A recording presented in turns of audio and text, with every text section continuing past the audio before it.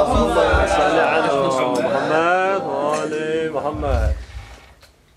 أعوذ بالله من الشيطان الرجيم. بسم الله الرحمن الرحيم، والصلاة والسلام على خير خلقه أجمعين أبي القاسم محمد. اللهم صل على محمد وآل محمد. Jeg har valgt at snakke om ægteskab i dag, fordi at mange af os unge, vi er i en alder nu, hvor vi har tænkt på at finde en hustru, kommende hustru, eller vi allerede har fundet hende måske, og vi skal til at starte processen. Så derfor så har jeg valgt at snakke om det i dag, fordi at der er nogle vigtige ting, man skal vide, inden man springer ud i det. Der er nogle ting, man skal have styr på. Mit foredrag jeg har delt op i 3 hovedemner. Den første, det bliver først de ting, man skal tænke over, inden det er, man springer ud i det. Hvad indebærer det? Hvad indebærer ægteskab? Det er meget vigtigt at vide. Den anden ting, det er selve ægteskabskontrakten. Den har et ord på arabisk, som jeg ikke helt kan udtale, men det er ægteskabskontrakten på dansk, og den skal man vide, hvad indebærer, hvad for et ansvar den indebærer. Den tredje ting, jeg vil snakke om, det bliver nogle gode råd til at holde harmonien mellem dig og din kone, til at holde den gnist mellem dig og din kone, så ægteskabet ikke går tabt efter en uge. Jeg tager det bare fra en anden af. Inden man springer ud i det, så skal man vide, hvad ægteskab det indebærer. Det indebærer forskellige ting, rigtig mange ting, men jeg har bare taget nogle få eksempler med. Det første eksempel, det er valg af hustru. Det er ikke lige meget, hvem der er, man vælger. Det er ikke lige meget, hvem der er, man bliver gift med. Det er jo ikke bare en eller anden, man ser, og så er det bare hende, man skal gifte sig med. Nej, det er en, man kommer til at tilbringe resten af sit liv med. Man skal vide, at hun er en god person. Inden det er, man springer ud i ægteskab, der skal man vide, hvad det indebærer.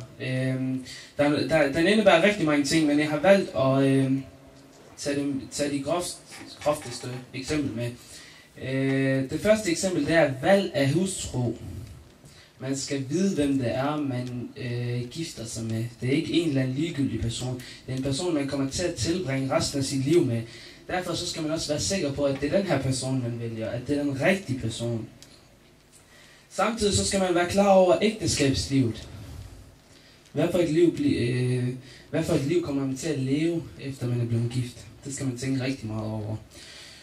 Så det ikke kommer som et chok for en, og så springer man fra lige pludselig. Fordi skilsmisse, det bringer til rigtig mange problemer. Vedligeholdelsen af harmonien mellem dig og din kone. Vedligeholdelsen af den gnist mellem dig og din kone. Det er ikke sådan, at efter den første uge, så har man fået det, man aldrig havde prøvet før i sit liv. Og så er det bare det. Det er ikke det, og så er man bare træt af det. Nej, det er ikke det. Men der er nogle gode råd til at stadig holde det. Hold den harmoni mellem dig og din kone. At der stadig er noget spændende i forholdet. Opdragelse af børn. Et rigtig vigtigt emne. Man skal vide, hvordan man vil opdrage sine børn. Man skal vide lige så meget, som de forældre har kæmpet for at opdrage dig. Så skal du også vide, lige så meget skal du kæmpe for at opdrage dine børn. Konfliktløsning. Hvis det er, der opstår problemer mellem dig og din hustru, skal du vide, hvordan du løser det. Det er ikke en konkurrence, der handler om, hvem der kan råbe højst, og så den, der kan råbe højst, den har vundet. Nej, det er en løsning. Man skal komme frem til en enighed. Man skal enes. Så man finder den rigtige løsning til problemet. Skilsmisse, hvis man kommer så langt ud. Man skal vide, hvad der er, skilsmisse indeholder. Hvad der er, det indebærer. Hvad for nogle problemer, det kan bringe til. Man skal vide islams synspunkter. Det er det, der er rigtig vigtigt. Det er derfor, jeg tager de her emner op, fordi islam, den har sine helt egen synspunkter på de her ting. Den har nogle meget vigtige synspunkter, som man skal kende til. Det er ens pligt at kende til de her ting, inden der man bliver gift. I skal vide, inden der du bliver gift, inden det er, at du finder hende, som du tror vil være den rigtige, så skal du vide, om du er klar til at få det her ansvar. Du skal være klar over, om du er klar til at indgå i den her ægteskabskontrakt. Når vi køber en mobil i Bilka, jeg ved ikke hvad, når der er, vi lejer en lejlighed, Vi kommer til at skrive under på en indflytningskontrakt. På den kontrakt, der står der forskellige punkter, men der kunne også stå, at der skal ikke være alarm efter klokken 8. Det er et eksempel. Der kunne stå, at der må ikke festes lørdag aften. Det kan også være et eksempel. Og når man skriver under på det, det vil sige, så tager man de her ting til sig, så går man ind for de her ting. Bryder man de her ting, så opsiges den kontrakt der. Og det er derfor, det er vigtigt, at inden man indgår i sådan en kontrakt, så skal man vide, hvad den indebærer. Man skal vide, hvad for et ansvar man har, når det er, man skriver under på det. Eller bare indgår i det. Når det er, at du så har tænkt på de her ting, hvad er det ægtefælle, jeg ved ikke hvad, så skal man tænke på sig selv. Man skal tænke på, hvad for en person man er. Hvem er man som person? Hvad handler livet om for en? Handler livet om for en at bare sidde dagen lang, dunken af på sofaen, jeg ved ikke hvad, selv Real Madrid og Barcelona, og så ikke mere end det. Eller handler livet også om at tage ud, få sig en uddannelse, få sig et arbejde? Hvad handler livet for en om? Og det skal man være klar over. Fordi hvad hvis konen ikke vil de her ting? Hvad hvis hun ikke accepterer, at sin mand er sådan? Så skal man også tænke over, hvad har man at tilbyde sin kone? Og når jeg siger det, så tænker jeg ikke på sixpack, store overarm, jeg ved ikke hvad, store muskler. Det er ikke det, jeg tænker på. Jeg tænker på personlighed, den personlighed, man har. Det er rigtig vigtigt. Udseende, jeg ved ikke hvad, det kan komme bagefter. Sixpack, jeg ved ikke hvad, det kan komme bagefter. At man proberer jern hver dag efter skole, det kan komme bagefter. Det vigtigste er den personlighed, man har at give til sin kommende hustru. Hvad for en personlighed er det? Er det den personlighed, hvor det er, der indeholder rigtig meget tålmodighed? Eller er det den personlighed, der er ligeglad med omverdenen, jeg ved ikke hvad, ligeglad med, hvad der sker, sidder bare dog nede på sofaen, ikke ved, hvad der sker? Når man har tænkt på de her ting, så er der den side af ægteskab, som ikke er særlig sjov. Inden man gifter sig, så skal man tænke på, hvad for nogle dårlige ting man har. Hvad for nogle dårlige ting har jeg? Er jeg den type, der, når jeg får noget at vide, så udsætter jeg det til i morgen? For eksempel, det kunne være et meget groft eksempel. Eller er jeg den type, der, lige så snart når jeg får noget at vide, at jeg kan gøre det, så gør jeg det med det samme. Så gør jeg det lige så snart jeg har mulighed for det, ellers udsætter jeg det bare til i morgen. Nej, det kan vente til i morgen, siger jeg bare. Det skal man vide. Og de her dårlige ting, man har, den skal man gøre bedre, den skal man forberede. De her ting, det er rigtig vigtigt. Rigtig vigtigt at forberede de her ting. Så skal du tænke på, hvordan vil du opdrage dine børn. Der er jeg allerede kommet ind på det her emne. Men du skal tænke på, hvordan du vil have, at dine børn skal være. Hvordan vil du opdrage dine børn? Vil du være der for dine børn, eller vil I være nogle forældre, som er fraværende? Nogle forældre, som ikke har tid til deres børn. Hele tiden er på arbejde, hele tiden er uddannelse, jeg ved ikke hvad. Og efter uddannelse, så har man lige et sort arbejde nede i en lokal pizzeria, jeg ved ikke hvad. Det skal man også tænke på, og man skal også sætte tid af til sine børn. Når man skal vælge sin hustru, så skal man tænke på de ting, der kan påvirke en i at vælge hende. Og det kunne være forældre, familie. Der er 2 eksempler med. Drengen kommer hjem, han sætter sig ved siden af sin mor og far og siger til dem, jeg har lige fundet en dansk pige, hun er konverteret til islam, hun er konverteret for 1 år siden. Jeg har lært hende at kende i 4 måneder nu, jeg har skrevet med hende, snakket med hende, jeg ved ikke hvad. Så er der 2 forskellige forældre. Så er der de forældre, der bliver glade. De forældre, der tænker, fedt, nu kan du vinde rigtig mange hasanat. Hvad mener du med at vinde hasanat? Fordi så står du lige pludselig med en ting i hånden, som ikke er fuldkommen. Ikke ved alt om islam. Og det er der, hvor du så har vundet i lotto. Rigtig lotto med hasanat det her. Du går hen, så fortæller du hende mere om islam. Tænk på, hvor mange hasanat det er det her. En konverteret dansker, som du sidder og fortæller rigtig meget om islam til hende. Rigtig mange hasanat ligger i det. Men så findes der også de andre forældre. De forældre, der lige så snart hører, at det er en dansker, jeg ved ikke hvad. Nej. Det skal ikke være hende. Hun er ikke samme nationalitet som dig. Rigtig mange forældre tænker så. Hun er ikke samme nationalitet som dig, hende vil vi ikke have. Jeg ved ikke hvad. Men det, på en måde, så er det jo også forkert at tænke sådan, fordi at man har lige vundet i lotto. Se det som sådan. Der er nogen, der vinder i lotto med materielle ting. Men her, der har man vundet i lotto med hasanat. Man får noget i hænderne, som ikke er fuldkommen. Man får noget i hænderne, så man har mulighed for at fortælle rigtig meget mere om islam. Når du har tænkt på de her ting, så skal du også tænke på, når man har tænkt på sig selv, hvad for en person man er, jeg ved ikke hvad, så skal man tænke på, hvad for en person ønsker man skal være sin kommende hustru. Hvilken person vil du gifte dig med? Det er rigtig vigtigt. Hvad for en personlighed skal hun have? Det er det samme, som jeg kom ind på lige før, at skal hun være den der dovne type? Det er jo bare et eksempel, der findes rigtig mange eksempler, men skal hun være den dovne type, der udsætter ting til i morgen? Eller skal hun være den type, der lige så snart hun har mulighed for det, så gør hun det med det samme? Hvad for en type vil det her, hun skal være? Hvor højt værdsætter du? Hvad prioriterer du? Det vil sige, hvad er vigtigt for dig, og hvad er mindre vigtigt for dig? Er det vigtigt for dig for eksempel religion, udseende, uddannelse, rigdom, interesser? Er det vigtigt for dig? Er det vigtigt for dig livsstil? Er det vigtigt for dig, at derhjemme der står det fedeste B&O-anlæg, som har kostet 23.000, jeg ved ikke hvad? Er det vigtigt for dig, eller er det vigtigt for dig, at der hænger et kæmpe stort flot billede, hvor der står Allah? Hvad er vigtigt for dig? Hvad er det, du værdsætter? Værdsætter du dine interesser, som at se Real Madrid hver gang de spiller? Det er jo også en interesse, og det skal der selvfølgelig også være plads til. Men du skal ikke prioritere det højere end andre ting. Der skal være plads til det hele, men du skal ikke prioritere det højere end andre ting. Der er ting, der er meget vigtigere end det. Så skal man også tænke på, hvad for en rolle ønsker man, at sin hustru skal spille i ens liv. Skal hun være den kone, der laver mad, gør rent, passer børn, tager sin uddannelse. Men når hun kommer hjem, så er hun bare fuldstændig uvidende omkring, hvad der sker i dit liv. Skal hun være den type, eller skal hun være den type, der samtidig med, at hun passer børn, samtidig med, at hun laver alt det husarbejde, så ved hun også, hvad der foregår i dit liv. Så ved hun også, hvad der sker i dit liv, hvad det er, der foregår, hvad det er, du oplever hver dag. Tænk på det her spørgsmål med, hvordan din kommende hustru hun skal være. Hvad for en personlighed hun skal have, hvad udseende hun skal have. Selvfølgelig udseende, det er jo også vigtigt for nogen.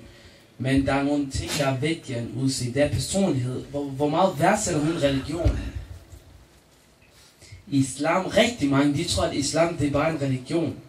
Rigtig forkert tankegang. Islam det er ikke en religion, islam det er en guide til livet.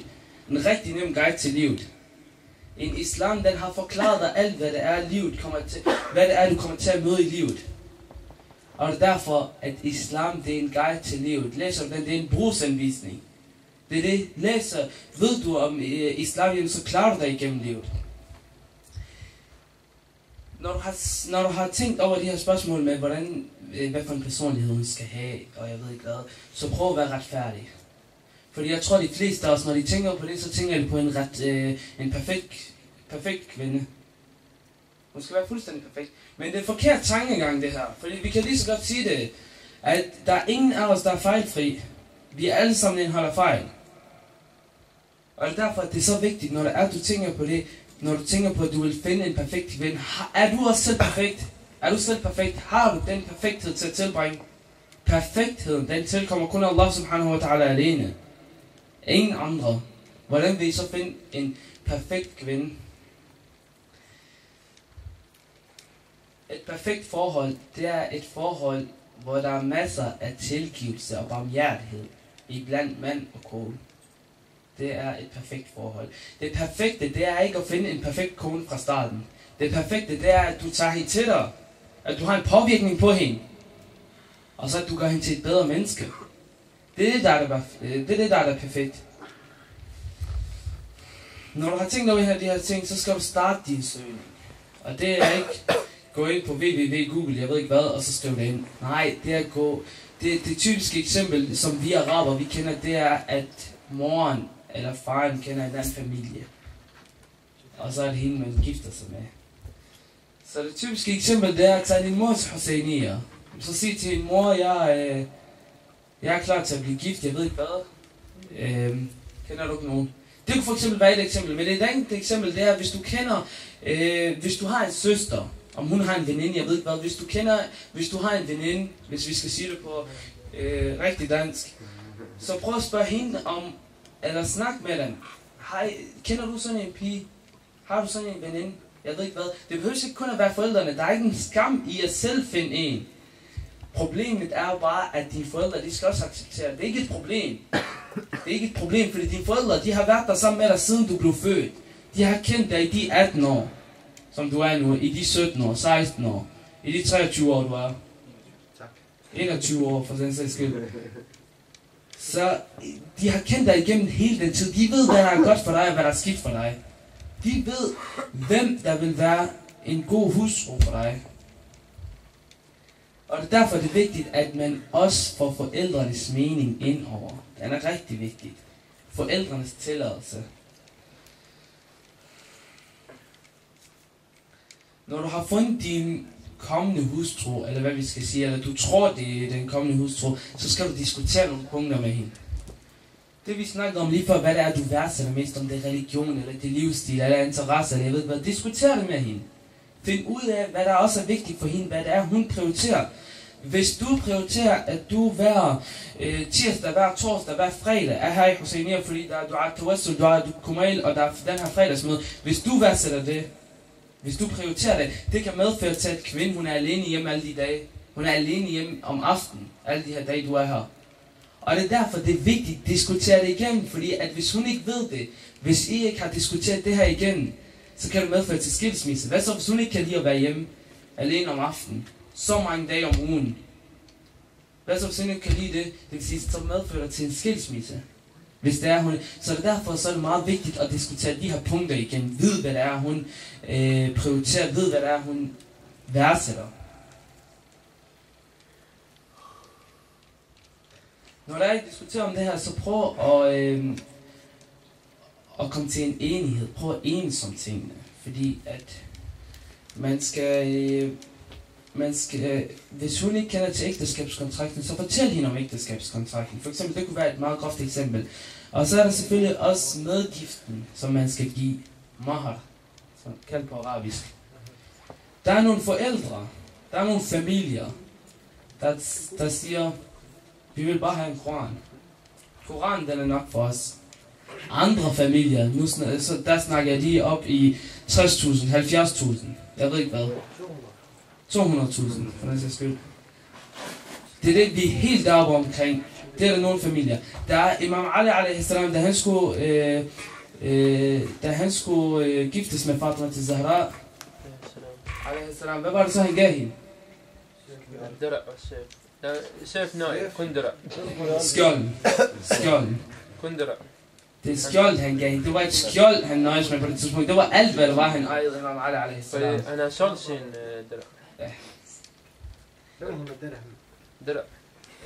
når det er den ægteskabskontrakt, den skal indeholde alt. Den kan indeholde alt lige fra himmel til jord. Alt fra himmel til jord. Der kan indeholde punkter med, altså punkter, som man ikke kan forestille sig. Punkter, som kunne indgå i en helt almindelig lejekontrakt, for eksempel. At man skal være hjemme efter klokken 8. Det kunne for eksempel foregå i ægteskabskontrakten. Jamen, det kan være alt. Man bestemmer selv, man skal komme til en enighed i den her fase. Man skal komme til en enighed og vide, hvad der er vigtigt for en. Et brud på den her ægteskabskontrakt, det kan medføre til skilsmisse. Ægteskabskontrakten, det behøver ikke at være noget, hvor man skriver under på. Ægteskabskontrakten, den er op hos Allah subhanahu wa ta'ala. Men den kan også være noget, man skriver under på. Så det vil sige, bryder man den her, man har ikke skrevet under på noget eller noget, men man bryder den. Det vil sige, så bliver det ikke regnskab i dag. Så bliver det regnskab, når man kommer op til Allah subhanahu wa ta'ala. Så er det der, fordi man har indgået i en ægteskabskontrakt, hvor det er, der er kommet punkt 1, 2 og 3, og man ikke har holdt de her punkter. Nu vil jeg gerne snakke om ægteskabskontrakten, selve kontrakten, hvad det er, den indeholder. For at indgå i den her ægteskabskontrakt, så skal man sige en formular på arabisk. Og den formular, det er, fruen hun siger, Zawajtuka nafsi ala sadaq al-ma'lum. Jeg gifter mig med dig mod den aftalte medgift. Det vil sige, der siger hun allerede til dig, jeg vil gerne giftes med dig på hvad? På den her betingelse og den her betingelse. Det vil sige, den mahar, man har aftalt, om det er i Koran, eller det er 500.000. Jeg ved ikke hvad. Det er det, man kommer ind på der. Så svarer man så, qabiltu tazwij, jeg accepterer gift. Og derefter så er I så blevet halal for hinanden. Derefter så er I blevet en ægte mand og kone. Tillykke med det.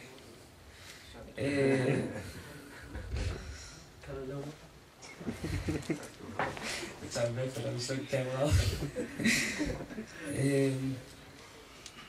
Hvordan man kan få et bedre ægteskab, ægteliv. Hvad kalder man det? Ja. Mange muslimer nu til dags, og det er rigtig sørgeligt at se, de tager den vej, der fører hen mod skilsmisse.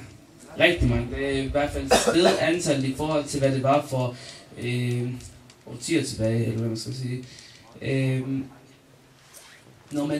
Når det er, at ægteskabet det fejler, så skal man finde en metode til at gøre det bedre, til at få det på rette spor igen. Og det første i den her proces, det vigtigste, det er en ren nier, en ren intention. Det vil sige, man skal have en intention, der siger, jeg siger til mig selv, det her, det gør jeg for, at vi skal få et bedre ægteskabsliv. Men ens nier, den skal være ren. Og det er derfor, det er meget vigtigt.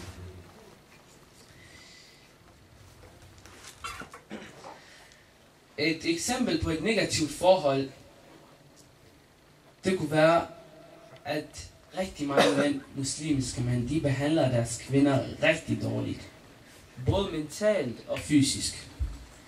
Det vil sige, de siger både til dem hårde ord, og der er også nogle af dem, der slår, lussing, skubber, jeg ved ikke hvad. Fordi at de bliver lige pludselig så sure, og jeg ved hvad, de tror, de er bossen i huset. Der er ingen andre end dem. Kvinden har ikke noget at sige. Det er det, de tror. Der er rigtig mange mænd, der tror det. Et andet eksempel på det, det kunne være, at manden, han er lige færdig med arbejde. Han har været på arbejde i 8 timer, jeg ved ikke hvad. Dødtræt. Så tager han hele vejen ind til byen. For at købe en gave til sin kone, købe blomster, jeg ved ikke hvad. Han kommer hjem, han giver hende den. Men hvad gør konen? Hun viser ikke, at hun er glad for dem. Hvorfor? For at snyde ham, for at narre ham til at komme med flere ting til hende. Rigtig mange gør det nu til dags. Og det er et eksempel på et dårligt forhold. I stedet for at hun skal være taknemmelig, i stedet for at sige tak, jeg ved ikke hvad, alt det der viser, at hun er glad for, at han kommer med blomster til hende, så narrer hun ham, fordi hun vil have mere. Vi har et ordsprog på arabisk, jeg kan ikke helt huske den på arabisk, men den hedder, hvis du kigger for højt op, så knækker du nakken til sidst. Lad være med at blive ved med at satse. Lad være med at blive ved med at kigge på dem, der er højere end dig, kigge på dem, der er mere end dig, jeg ved ikke hvad. Sig alhamdulillah for alt, hvad du har nu. Sig alhamdulillah, så går det da fint. Lad være med at kigge højere, og jeg ved ikke hvad, så knækker du nakken til sidst.